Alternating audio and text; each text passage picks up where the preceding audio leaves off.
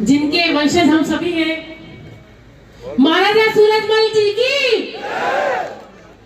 जाट सरदारी का जयकारा इतना हल्का, मैं तो ऋषि बंसल जी के नाम के आगे लोहागढ़ सुनते ही फिदा हो गई, और आप इतना हल्का जयकारा लगाए तो कैसे चलेगा था। महाराजा सूरजमल जी की, महाराजा सूरजमल जी की। सर्वप्रथम महाराजा सूरजमल जी के चरणों में नमन। महाराजा साहब और इस आरक्षण समिति के संयोजक आदरणीय नेमसिंह जी भाई साहब, समस्त सरदारी जो यहाँ पधारी है, सभी को प्रणाम। आदरणीय ऋषि जी, सभी को नमस्कार करती हूँ और युवा साथियों को राम राम करती हूँ, क्योंकि युवाओं के कंधों पर ही किसी भी आंदोलन का भार होता है। और जो आंदोलन की शुरुआत वैसे तो बहुत पहले हो गई, लेकिन इस सेशन में आज से हुई है, तो आज से युवाओं को कहना चाहूंगी कि आप अपने कंधे जोरदारी से मजबूत कर लें। मैं अपने बचपन से, क्योंकि मेवाड़ की बेटी हूं, और बचपन से एक कहावत सुनते आई हूं कि जो दृढ़ राखे धर्म को ता ही राखे करतार। जो अपने धर्म पर चलता रहता है उसका साथ भगवान भी देता है। और 2013 से जब मैंने राजनीति की शुरुआत करी, और शुरुआत का एक ही लक्ष्य था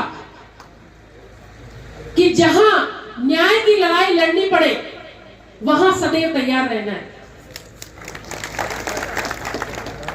और 13 से लेकर अब तक संघर्ष की राजनीति मैंने करती आई हूं। और जब अब मुझे मालूम पड़ा कि जिले में भी न्याय की लड़ाई चल रही है, तो मुझसे रहा नहीं गया और मैंने आपका साथ देने का निश्चय किया और चिट्ठी भेज दी।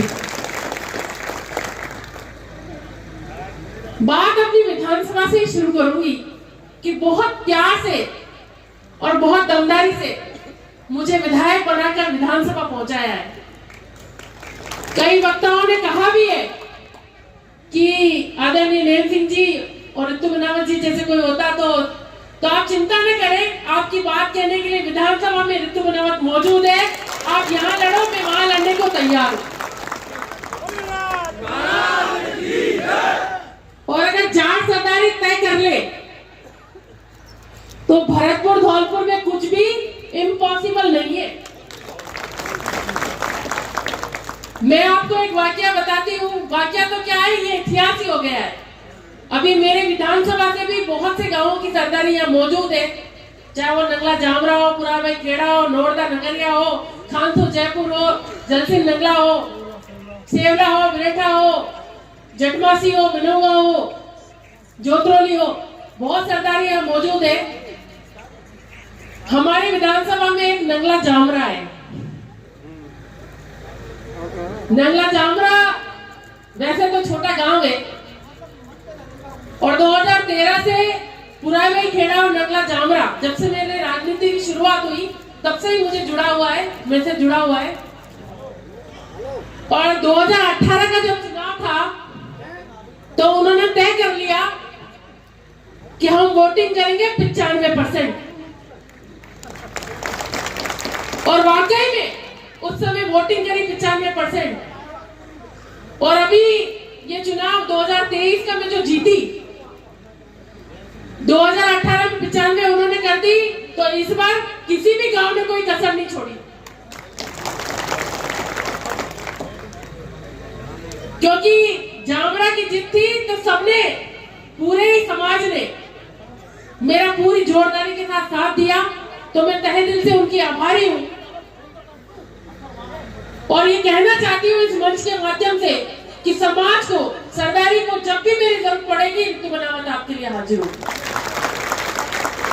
अभी कार्यक्रम की जानकारी, पंचायत की जानकारी मुझे बाद में मिल पाई, और मैंने कई जगह इसी तारीख को कुछ समय दे रखा था, जाना पहले वहां था, लेकिन मैंने कहा कि नहीं, जब न्याय की लड़ाई चल रही है तो मैं आपका साथ जरूर दूंगी, और इसलिए सबसे पहले अपना कार्यक्रम पोस्टपोन करके यहाँ आई हूँ। आगे जाकर वापस मुझे वो कार्यक्रम करने हैं, इसलिए थोड़ी समय की बाध्यता है मेरे लिए। लेकिन ये कहूंगी कि भौगोलिक दृष्टि से अगर कोई भी दूषपराध की जा रही है, कोई भेदभाव किया जा रहा है, तो वह न्याय के हिसाब से उचित नहीं है। मैंने संघर्ष समिति की जो फॉर्मेट बना उसमें देखा कि लगातार सिफारिश हुई और कोई कॉन्स्टिट्यूशन में अमेंडमेंट की कोई बात ही नहीं है, केवल शब्दों की बात है। अगर जहां मेंशन किया गया है कि धौलपुर और भरतपुर के जाटों के लिए वहां संपूर्ण राजस्थान कर दिया जाएगा, तो हमारे धौलपुर और भरतपुर के जाटों को भी आरक्षण पूरी तरह मिल जाएगा। और जहां शेखावटी में जहां पर साधन संपन्न लोग हैं उनको भी आरक्षण मिल रहा है सरकारी का, तो यहां पर तो हमारी स्थिति, क्योंकि हमारे यहाँ ना औद्योगिक धंधे हैं और यहाँ पर खेती बाड़ी भी इतनी अधिक नहीं है, यहाँ पर हमारे साथ भेदभाव हो रहा है, ये बहुत गलत है। मैं इसका पुरजोर तरीके से विरोध विधानसभा में भी करूंगी और आपके साथ सड़क पर भी करूंगी। ये मेरे को अभी कई जनों से मालूम पड़ा, जब ये ऐसा भेदभाव हो रहा है, कई वर्षों से इसके संघर्ष में चल रहा है, और हमारे कई जनप्रतिनिधियों ने, मुझे मालूम पड़ा कि धौलपुर के सांसद है, उन्होंने आपका साथ भी इस लड़ाई में दिया है, बहुत अच्छी बात है। और मैं कहना चाहूंगी कि इस भरतपुर धौलपुर विधानसभा में, धौलपुर भरतपुर लोकसभा में सबसे ज्यादा वोट आप लोग करते हैं।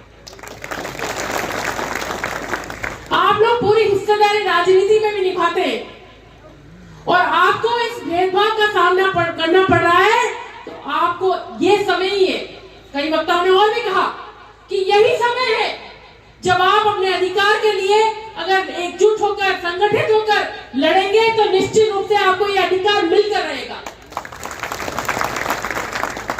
2024 का चुनाव होना है और आपको सिरे से ऐसे जनप्रतिनिधियों को नकारना पड़ेगा जो आपका साथ नहीं देते।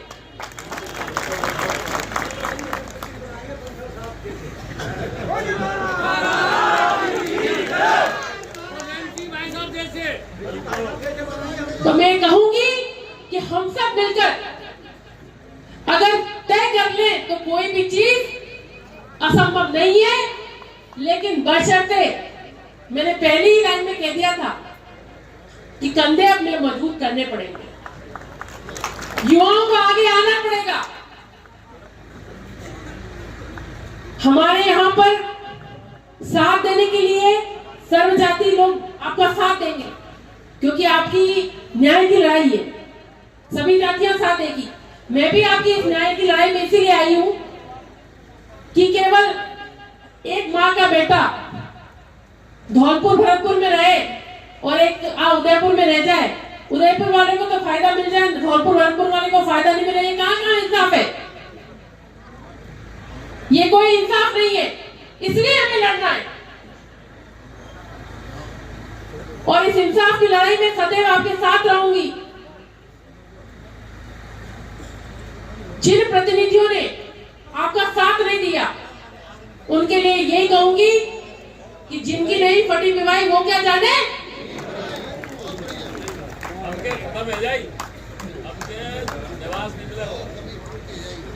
तो मैं यही कहूंगी कि उनको आपकी पीड़ा का एहसास होना आवश्यक है, और आप जाट समाज से तो आते ही हैं, और सभी लोग ज्यादातर किसानी करते हैं। मैंने विधायक बनने के बाद जब मैं विधानसभा पहुंची, तो आपके साधन से ही विधानसभा पहुंची, और किसानों का एक ही साधन है ट्रैक्टर। मुझे उससे उपयुक्त कोई साधन नहीं लगा। और कल भी यहाँ मेरी विधानसभा में, क्योंकि किसानों की समस्या बिजली की भी बहुत चल रही है। किसानों को पर्याप्त मात्रा में बिजली नहीं मिल रही, और मिल रही तो कब मिल रही? रात में मिल रही। तो मैं खुद गई खेत में और फावड़ों भी चलाया। वैसे मैं बताऊं, मेरे को किसानी का काम ज्यादा आता नहीं है, लेकिन आपका दर्द समझने के लिए मैं वहां गई और फावड़ा भी चलाया। देखा कि किस तरह किसान इस समय जूझ रहा है। तो मैं तो ये कहूंगी कि आपकी हर समस्या मेरी समस्या है, आपका हर दुख तकलीफ मेरी दुख तकलीफ है, और मैं आपके साथ हूं। चाहे आपके लिए कुछ भी करना पड़े, मुझे अपनी जान की भी बाजी लगानी पड़े, तो आपके साथ। और जहां जहां आप निर्देश करेंगे, क्योंकि मैं किसी का निर्देश नहीं मानती, मैं जनता का निर्देश मानती हूँ, मार्गदर्शन मानती हूँ, और जनता के हिसाब से ही आगे पैर बढ़ाती हूँ। तो आपका जैसा निर्देश होगा, जैसा काम करने का निर्देश मार्गदर्शन आप देंगे, आपके साथ रहूंगी। धन्यवाद।